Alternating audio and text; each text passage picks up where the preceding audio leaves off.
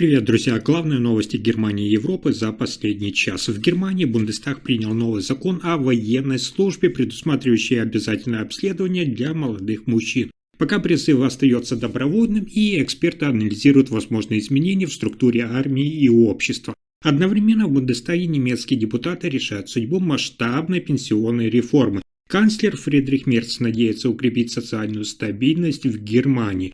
А европейская автомобильная отрасль оказалась под давлением. Исследование Кирны показывает, если запретят бензиновые и дизельные машины, крупные концерны могут столкнуться с убытками уже к 2030 году. Будущее Volkswagen, BMW и Mercedes-Benz остается предметом обсуждений среди экспертов этой отрасли.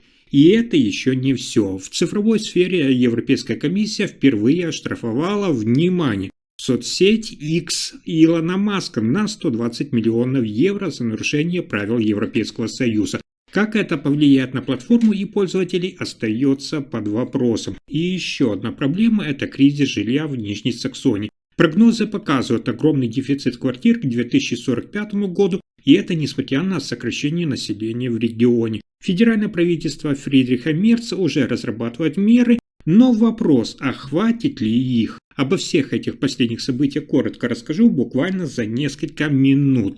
Итак, в Германии Бундестаг принял новый закон о военной службе, возвращающий обязательное обследование для молодых мужчин. С января 2026 года все мужчины, родившиеся с 2008 года, должны будут заполнить специальный опросник и пройти медицинскую проверку, чтобы оценить их пригодность к службе. Важно, что реальный призыв в армию пока остается добровольным. Молодые люди сами будут решать, идти им в армию или нет. Однако, если добровольцев окажется недостаточно, закон предусматривает возможность дополнительного призыва при одобрении Бундестага. Цель нового закона – это укрепить армию и создать достаточный резерв. Планируется увеличить численность действующих военнослужащих до 260 тысяч и резервных до 200 тысяч. Министр обороны подчеркивает, что такое обследование – это только оценка потенциала. Служба будет осуществляться только по желанию молодых людей. Важный отклик на это решение Германии прозвучал и на уровне Евросоюза. Председатель Еврокомиссии Урсула фон дер Ляйен заявила, что Европа внимательно следит за изменениями в военной политике стран-членов и поддерживает усилия Германии по укреплению обороноспособности, при этом подчеркивая необходимость соблюдения всех европейских норм и стандартов. Голосование в парламенте прошло с активным обсуждением. За закон, напомню, проголосовали 323 депутата против 272 и один воздержался. Некоторые депутаты выражают сомнения относительно возможных изменений в будущем. Таким образом, Германия возвращается к обязательной проверке молодых мужчин, но пока без немедленного призыва, но с возможностью активировать его в будущем, если добровольцев не хватит. Следующая новость одна из самых важных для Германии. Сегодня в Бундестаге Германии решат судьбу масштабной реформы пенсионной системы. Для канцлера Фридриха Мерца и его коалиции это настоящий проверочный момент. От результата зависит доверие к власти и социальная стабильность страны. Основная цель законопроекта, напомню, это сделать уровень пенсии на уровне 48% от средней зарплаты до 2031 года, чтобы будущие пенсионеры не теряли часть своей социальной поддержки. Если закон примут, пенсионеры получат надбавку, внимание, около 35 евро в месяц или 420 евро в год. Кроме того, закон учитывает воспитание детей для всех матерей, укрепляет корпоративные пенсионные выплаты, а те, кто после официального возраста продолжит работать, смогут получать дополнительный доход почти без налогов. Но реформу критикуют. Молодые депутаты партии ХДС, ХСС предупреждают, что сохранение таких льгот после 2031 года создаст нагрузку на бюджет до 15 миллиардов евро в год.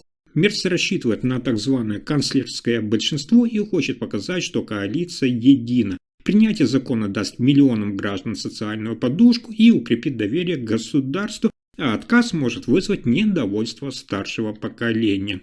Следующая новость связана с обсуждением курса Европы. Европейская автомобильная промышленность сталкивается с серьезными вызовами. Согласно исследованию американского консалтинговой компании Kearney, если продажи машин с бензиновыми и дизельными двигателями полностью запретят, Крупнейшие автоконцерны Европы, такие как Volkswagen, BMW, Mercedes-Benz, Renault и Stellantis, могут уже к 2030 году выйти в убыток.